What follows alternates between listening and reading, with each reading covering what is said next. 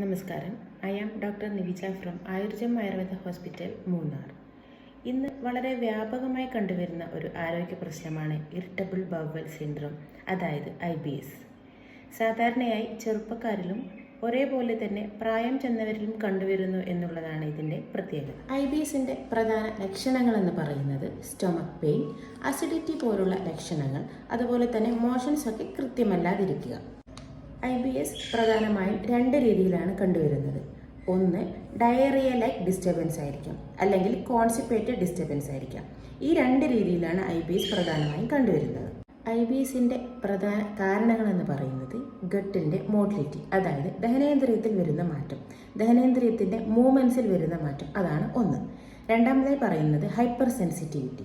നമ്മുടെ ഗട്ട് സാധാരണയിലും കൂടുതൽ സെൻസിറ്റീവ് ആവുന്ന സമയത്ത് നമ്മൾ കഴിക്കുന്ന ആഹാരത്തെ ഡൈജസ്റ്റ് ചെയ്യാതെ തന്നെ കടത്തിവിടുന്നു.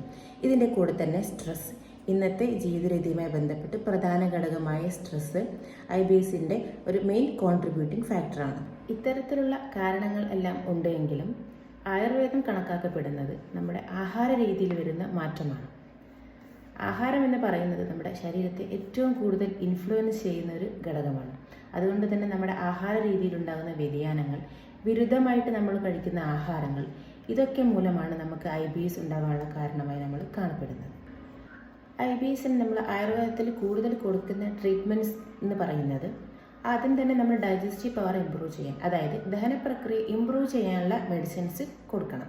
അതേപോലെ തന്നെ ഗട്ടിൻ്റെ സെൻസിറ്റിവിറ്റി, ഗട്ട് വളരെ സെൻസിറ്റീവ് ആയതുകൊണ്ട് ആ സെൻസിറ്റിവിറ്റിയെ കുറയ്ക്കുന്നതിനാവശ്യമായ മെഡിസിൻസും നൽകുക.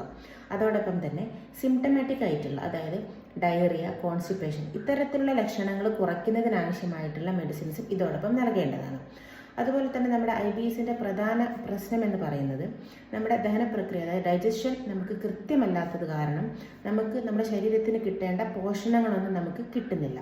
അതുകൊണ്ട് തന്നെ ന്യൂട്രീഷണൽ ഡെഫിഷ്യൻസി ഉണ്ടാകാനുള്ള സാധ്യത വളരെ കൂടുതലാണ്. അതുകൊണ്ട് തന്നെ IBS വന്നു കഴിഞ്ഞാൽ ഇത്തരത്തിലുള്ള ലക്ഷണങ്ങൾ കണ്ടു തുടങ്ങുന്ന സമയത്ത് തന്നെ അതിൻ്റെ കൃത്യമായ ചികിത്സ നമ്മൾ തേടേണ്ടതാണ്. അല്ലെങ്കിൽ നമുക്ക് ഈ ന്യൂട്രീഷൻ ഡെഫിഷ്യൻസി കാരണം ഇത് മറ്റു പല അസുഖങ്ങളിലേക്കും പോകാനുള്ള സാധ്യതയും വളരെ കൂടുതലാണ്. IBSനെ കുറിച്ച് എന്തെങ്കിലും ഡൗട്ട്സ് ഉണ്ടെങ്കിൽ, അതുപോലെ തന്നെ ഇത്തരത്തിലുള്ള ലക്ഷണങ്ങൾ എന്തെങ്കിലും നിങ്ങളിൽ കണ്ടുവരുന്നു എന്ന് നിങ്ങൾക്ക് സംശയമുണ്ടെങ്കിൽ ഈ വീഡിയോയ്ക്ക് താഴെ കമൻറ്റ് ചെയ്യാവുന്നതാണ്. അതിനുള്ള ആൻസർ ഞാൻ തരുന്നതായിരിക്കും. അപ്പോൾ ഇന്നത്തെ വീഡിയോ എല്ലാവർക്കും യൂസ്ഫുൾ ആയി എന്ന് വിചാരിക്കുന്നു. അടുത്തൊരു വീഡിയോയുമായി വരുന്നത് വരെ നമസ്കാരം.